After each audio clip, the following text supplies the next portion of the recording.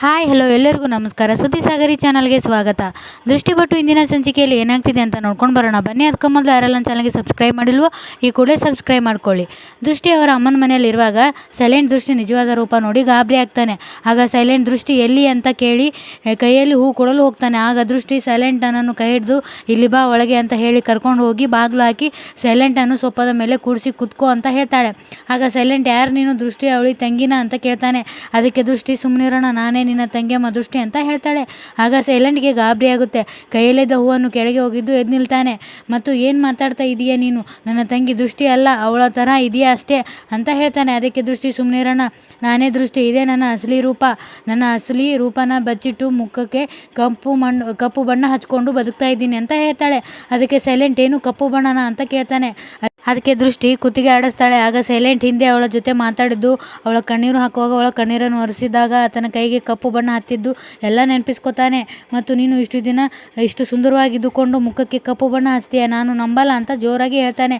ಅದಕ್ಕೆ ದೃಷ್ಟಿ ಸೈಲೆಂಟನ್ನ ಕಾಲು ಹಿಡಿದುಕೊಂಡು ಸುಮ್ಮನಿರೋಣ, ಕಿರಿಚಿಬೇಡ, ಹೌದು ನಾನು ಮುಖಕ್ಕೆ ಮಸಿ ಹಚ್ಕೊಂಡು ಬದುಕ್ತಾ ಇದ್ದೀನಿ ಅಂತ ಹೇಳ್ತಾಳೆ. ಅದಕ್ಕೆ ಸೈಲೆಂಟ್ ಮೋಸ, ಇದು ಮೋಸ ದೃಷ್ಟಿ, ಮತ್ತೆ ನೀ ಮೋಸ ಮಾಡಿಬಿಟ್ಟೆ ಅಂತ ಹೇಳಿ ಅಲ್ಲಿಂದ ಹೋಗಲು ಪ್ರಯತ್ನಿಸ್ತಾನೆ.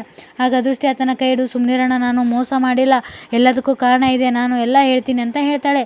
ಅದಕ್ಕೆ ಸೈಲೆಂಟ್ ಇಲ್ಲ, ನಾನು ನಿನ್ನ ಮಾತು ಕೇಳಲ್ಲ, ನೀನು ಇಷ್ಟು ಸುಂದರವಾಗಿ ಇದ್ಕೊಂಡು ನಿನ್ನ ಮುಖಕ್ಕೆ ಮಸಿ ಬಳ್ಕೊಂಡು ನಮ್ಮನ್ನೆಲ್ಲ ಇಷ್ಟು ದಿನ ಕತ್ಲಲ್ಲಿ ಇಟ್ಟಿದ್ಯಾ, ನನಗೆ ಸತ್ಯ ಹೇಳಿಲ್ಲ ಬಿಡು, ಆದರೆ ದೇವರಂತ ಪೂಜಿಸ್ತೀಯಲ್ಲ ನಿನ್ನ ಗಂಡ ದತ್ತಾಬಾಯಿ, ಅವರಿಗಾದರೂ ನಿಜ ಹೇಳ್ಬೋದಿತ್ತು ಅಲ್ವಾ, ಅವರಿಂದಾನೂ ಸತ್ಯ ಮುಚ್ಚಿಟ್ಟಿದ್ಯಾ, ಯಾಕೆ ಇನ್ನೇನು ಅನ್ಯಾಯ ಮಾಡಬೇಕು ಅಂತ ಈ ರಹಸ್ಯನ ಮುಚ್ಚಿಡ್ತಾ ಇದೆಯಾ?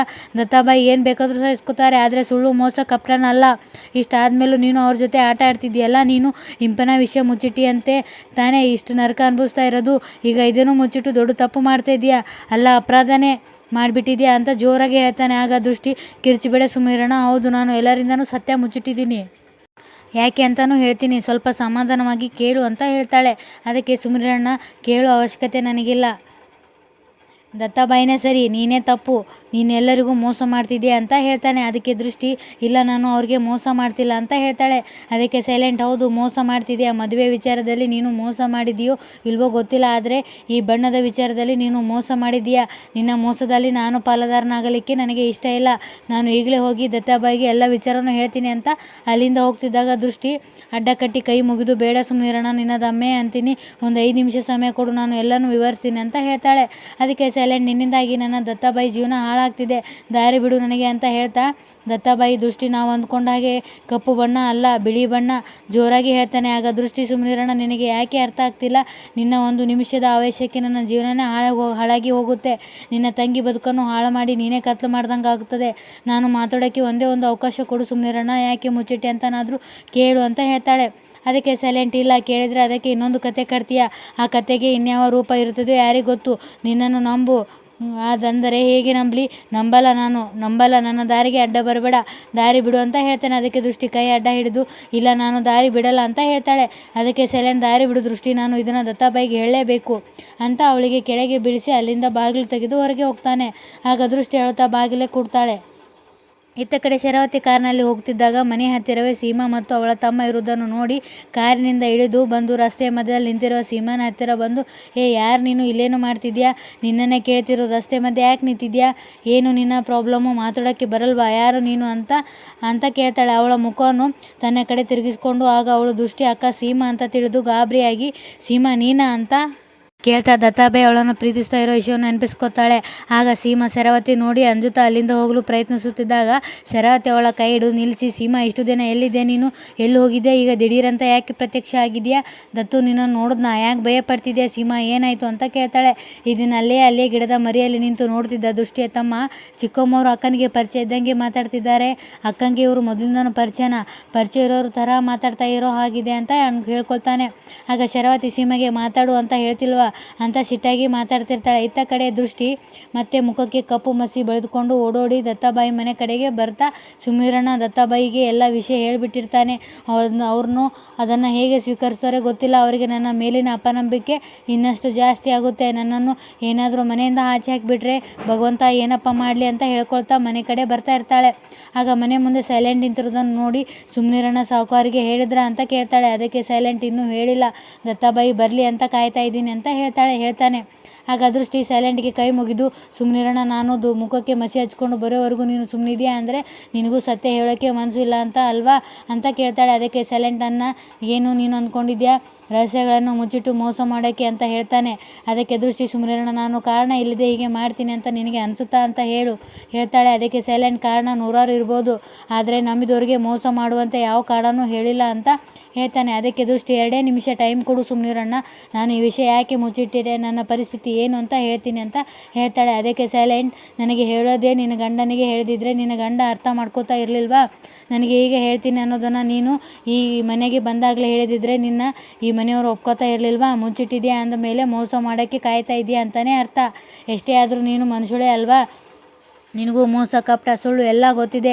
ನನ್ನ ತಲೆನೇ ಕೆಟ್ಟು ಹೋಗಿದೆ. ದತ್ತಾಬಾಯಿ ಹೇಳಿದ್ದೇ ಸರಿ, ನೀನು ಮೋಸಗತಿ ಅಂತ ಹೇಳ್ತಾನೆ. ಅದಕ್ಕೆ ದೃಷ್ಟಿ, 2 ನಿಮಿಷ ನನ್ನ ಮಾತು ಕೇಳು ಅಣ್ಣ ಅಂತ ಹೇಳ್ತಾಳೆ. ಅದಕ್ಕೆ ಸೈಲೆಂಟ್, ಇಲ್ಲ, ನಿನ್ನ ಮಾತು ಕೇಳೋದಕ್ಕೆ ನಾನು ರೆಡಿ ಇಲ್ಲ, ನೀನು ಮಾತಲ್ಲೇ ಮರಳು ಮಾಡ್ತೀಯ ಅಂತ ದತ್ತಾಬಾಯಿ ಯಾವಾಗಲೂ ಹೇಳ್ತಿರ್ತಾರೆ. ಅದು ನಿಜಾನೇ, ನೀನು ನಿನ್ನ ಗಂಡನಿಂದ ಈ ವಿಷಯ ಮುಚ್ಚಿಟ್ಟಿರ್ಬೋದು, ಆದರೆ ನಾನು ದತ್ತಾಬಾಯಿಯಿಂದ ಈ ವಿಷಯನ ಮುಚ್ಚಿಡಲ್ಲ ಅಂತ ಹೇಳಿ ಮನೆ ಒಳಗಡೆ ಹೋಗ್ತಾನೆ. ಆಗ ದೃಷ್ಟಿ ಅಳುತ್ತಾ, ಅಮ್ಮ ಯಾವಾಗಲೂ ಹೇಳ್ತಾ ಇದ್ಲು ಈ ವಿಷಯದ ಬದಲಿ ಅಸಡ್ಡೆ ಮಾಡಬೇಡ ಅಂತ. ನನ್ನ ಬೇಜವಾಬ್ದಾರಿತನಕ್ಕೆ ಏನು ಶಿಕ್ಷೆ ಕಾದಿದೆಯೋ ಏನೋ ಅಂತ ಅಂದ್ಕೊಳ್ತಾಳೆ. ಇತ್ತ ಕಡೆ ಶರಾವತಿ, ಸೀಮಾ, ನಿನಗೆ ನಾಲ್ಗೆ ಏನಾದರೂ ಬಿದ್ದೋಗಿದೆಯಾ? ನಾನು ಇಷ್ಟು ಮಾತಾಡ್ತಾ ಇದ್ದೀನಿ, ಯಾಕೆ ನೀನು ಮಾತಾಡ್ತಾ ಇಲ್ಲ ಅಂತ ಹೇಳ್ತಾಳೆ. ಆಗ ದೃಷ್ಟಿಯ ತಮ್ಮ ರಾಜ, ಚಿಕ್ಕಮ್ಮವರೇ ಅಕ್ಕನಿಗೆ ಬೈತಿದ್ದಾರೆ ಅನಿಸುತ್ತೆ, ದೊಡ್ಡಕ್ಕ ಅವರ ಮಾತಿಗೆ ಏನೂ ಉತ್ತರ ಕೊಡ್ತಿಲ್ಲ ಅಂತ ಸಿಟ್ಟಾಗಿರಬೇಕು. ಪಾಪ ದೊಡ್ಡಕ್ಕನಿಗೆ ನಿಜವಾಗ್ಲೂ ಏನೂ ಮಾತಾಡೋಕ್ಕೆ ಬರಲ್ಲ. ಸುಮ್ಮನೆ ನಾನು ಅಕ್ಕನ ಅಪಾಯಕ್ಕೆ ಸಿಕ್ಕಾಕಿಸ್ಬಿಟ್ಟೆ ಅಂತ ಹೇಳ್ಕೊಳ್ತಾನೆ. ಶರಾವತಿ ಹುಡ್ಕೊಂಡು ಹೊರಟ ಬಳ್ಳಿ ಕಾಲಿಗೆ ಸಿಕ್ಕಾಕೊಳ್ಳೋದು ಅಂದರೆ ಇದೇ ಕಣೆ. ದತ್ತುಗೆ ನಿನ್ನಷ್ಟು ನೋವು ಕೊಟ್ಟವರು ಯಾರೂ ಇಲ್ಲ. ಆ ನೋವನ್ನ ಇನ್ನೂ ದತ್ತುಗೆ ಮತ್ತೆ ಕೊಡಬೇಕು. ದತ್ತುಗೆ ಮಾಡಿದ ಗಾಯನ ಮತ್ತೆ ಕೆದರಿ ಗಾಯನ ಹುಣ್ಣಾಗಿಸಬೇಕು. ಈ ಸಲ ದತ್ತುಗೆ ನೀನು ಕೊಡೋ ನೋವು 8 ವರ್ಷದ ನರಕ ಅಲ್ಲ, ಜೀವನ ಪೂರ್ತಿ ನರಳೋ ಹಾಗೆ ಮಾಡಬೇಕು. ಬಾ ನನ್ನ ಜೊತೆ ಅಂತ ಹೇಳಿ ನಾ ಹೇಳಿದ ಕೆಲಸ ನೀನು ಮಾಡಿದರೆ ಅಡಿಯಿಂದ ಮುಡಿಯೋವರೆಗೂ ದುಡ್ಡು ಕೊಡ್ತೀನಿ, ಬಾ ನನ್ನ ಜೊತೆ, ನೋಡು ನಿನಗೆ ಏನೇ ಪ್ರಾಬ್ಲಮ್ ಇದ್ದರೂ ಈ ಶರಾವತಿ ಸಾಲ್ವ್ ಮಾಡ್ತಾಳೆ. ಜಸ್ಟ್ ನೀನು ನಾನು ಹೇಳಿದ ಹಾಗೆ ಕೇಳ್ಕೊಂಡು ಹೋದರೆ ಅಷ್ಟೇ ಸಾಕು, ಬಾ ನನ್ನ ಜೊತೆ ಅಂತ ಹೇಳಿ ಸೀಮನ ಕೈ ಹಿಡಿದು ತನ್ನ ಜೊತೆಗೆ ಕರ್ಕೊಂಡು ಹೋಗ್ತಿದ್ದಾಗ ಅಲ್ಲಿಗೆ ರಾಜ ಬಂದು, ಚಿಕ್ಕಮ್ಮರು ಬಿಡಿ ನಮ್ಮ ಅಕ್ಕನ ಕೈನ ಅಂತ ಆಕೆಯಿಂದ ಸೀಮಳನ್ನು ಬಿಡಿಸ್ಕೊತಾನೆ. ಆಗ ಶರಾವತಿ ಗಾಬರಿಯಿಂದ, ರಾಜ ನೀನು ಏನಂದೆ? ಇವಳು ನಿಮ್ಮ ಅಕ್ಕನ ಅಂತ ಕೇಳ್ತಾಳೆ. ಅದಕ್ಕೆ ರಾಜ, ಹೌದು ನಮ್ಮ ಅಕ್ಕನೇ ಅಂತ ಹೇಳ್ತಾನೆ. ಅದಕ್ಕೆ ಶರಾವತಿ, ಅದು ಹೇಗೋ, ನೀನು ಸುಳ್ಳು ಹೇಳ್ತಿಲ್ಲ ತಾನೇ? ದೃಷ್ಟಿ ತಾನೇ ನಿಮ್ಮ ಅಕ್ಕ ಅಂತ ಕೇಳ್ತಾಳೆ. ಅದಕ್ಕೆ ರಾಜ, ನನಗೆ 2 ಅಕ್ಕಂದಿರು, ಇವಳು ದೊಡ್ಡಕ್ಕ ಇಷ್ಟು ದಿನ ಕಳೆದು ಹೋಗ್ಬಿಟ್ಟಿದ್ಲು, ಮೊನ್ನೆ ತಾನೇ ಸಿಕ್ಕಿದ್ಲು ಅಂತ ಹೇಳ್ತಾನೆ. ಅದಕ್ಕೆ ಶರಾವತಿ, ರಾಜ ನೀನು ತಮಾಷೆ ಮಾಡ್ತಿಲ್ಲ ತಾನೇ ಅಂತ ಕೇಳ್ತಾಳೆ. ಅದಕ್ಕೆ ರಾಜ, ಇಲ್ಲ, ಇವಳು ನಮ್ಮ ಅಕ್ಕನೇ, ಇವಳಿಗೆ ಹುಷಾರಿಲ್ಲ, ಇವಳಿಗೆ ಮಾತಾಡೋಕ್ಕೂ ಬರಲ್ಲ, ಬೇರೆಯವರು ಮಾತಾಡಿದ್ದು ಇವಳಿಗೆ ಅರ್ಥನೂ ಆಗಲ್ಲ, ಜನರನ್ನು ಕಂಡ್ರೆ ಭಯ ಪಡ್ತಾಳೆ. ಅದಕ್ಕೆ ಯಾರಿಗೂ ಏನೂ ಹೇಳಿಲ್ಲ, ನಾನೇ ತಿರುಗಾಡಬೇಕು ಅಂತ ಆಚೆಗೆ ಕರ್ಕೊಂಡು ಬಂದೆ. ಮನೆಗೆ ಹೋಗಬೇಕು ಅಕ್ಕ, ನೀನು ಬಾರಕ್ಕ ಅಂತ ಮನೆಗೆ ಕಡೆಗೆ ಕರ್ಕೊಂಡು ಹೋಗ್ತಿದ್ದಾಗ ಶರಾವತಿ, ನಿಂತ್ಕೋ, ಇವಳಿಗೆ ನಿಮ್ಮ ಮನೆಯಲ್ಲಿ ಇದ್ದಾಳ ಅಂತ ಕೇಳ್ತಾಳೆ. ಅದಕ್ಕೆ ರಾಜ, ಹೌದು ಅಂತ ಹೇಳಿ ಬಾರಕ್ಕ ಅಂತ ಹೇಳಿ ಮನೆ ಕಡೆಗೆ ಅವಳನ್ನು ಕರೆದುಕೊಂಡು ಹೋಗ್ತಾನೆ. ಶರಾವತಿ ಗಾಬರಿಯಾಗಿ ಯೋಚನೆ ಮಾಡ್ತಾ, ಅಂದರೆ ಈ ಸೀಮಾ ದೃಷ್ಟಿಗೆ ಅಕ್ಕನ, ಇದಪ್ಪ ತಿರುವು ಅಂದರೆ ಕಹಾನಿ ಮೇ ಬಿಗ್ ಟ್ವಿಸ್ಟ್, ಈಗ ಆಟದಲ್ಲಿ ಭರ್ಜರಿ ಮಜಾ ಬರುತ್ತೆ. ಅಕ್ಕ ತಂಗಿ ದತ್ತು ಸೂಪರ್ ಅಂತ ಹೇಳ್ಕೊಳ್ತಾ ನಗ್ತಾ ನಿಂತ್ಕೋತಾಳೆ. ಈ ಕಡೆ ರಾಜ, ಸಾರಿ ಅಕ್ಕ, ಸುಮ್ಮನೆ ನಾನು ನಿನ್ನ ಮೇಲೆ ಅನುಮಾನ ಪಟ್ಟೆ. ದೃಷ್ಟಿ ಅಕ್ಕ ಹೇಳಿದ ಹಾಗೆ ನೀನು ಏನೂ ನಾಟಕ ಮಾಡ್ತಿಲ್ಲ, ನನ್ನ ಕ್ಷಮಿಸಿಬಿಡು, ಬಾ ಮನೆಗೆ ಹೋಗೋಣ ಅಂತ ಹೇಳಿ ಮನೆಗೆ ಹೋಗ್ತಾರೆ. ಇಲ್ಲಿಗೆ ಈ ಸಂಚಿಕೆ ಮುಕ್ತಾಯವಾಗ್ತದೆ. ಧನ್ಯವಾದಗಳು.